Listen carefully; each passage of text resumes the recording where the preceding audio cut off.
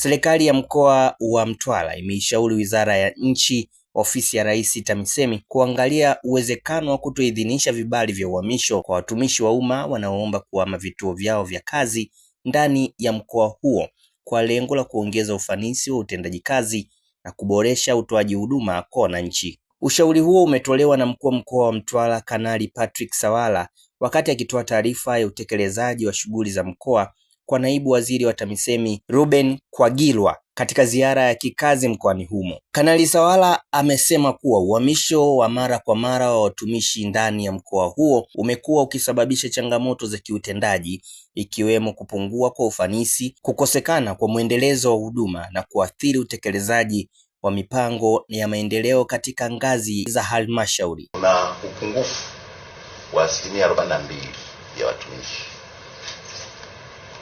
Hitaji letu ni 23,000 lakini waliopo wako 13,000, zaidi ya 9 ni upungufu.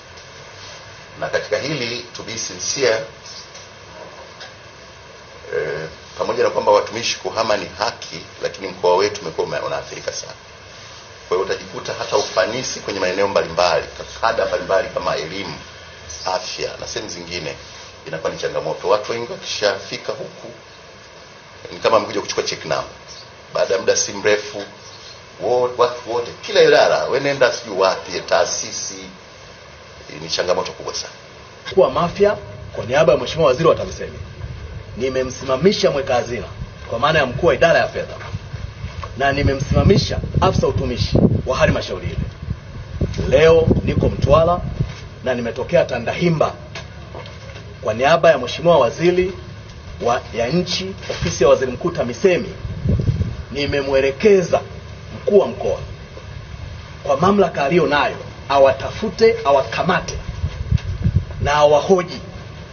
Sio mahojiano wakiwa wamevaa suti, mahojiano kwa mujibu wa sheria ya mtu anayetuhumiwa kuiba. Nimeelekeza, nimekuja na nyamba, nimepata amani. Nitume ujumbe kwa wakurugenzi wote Tanzania nzima.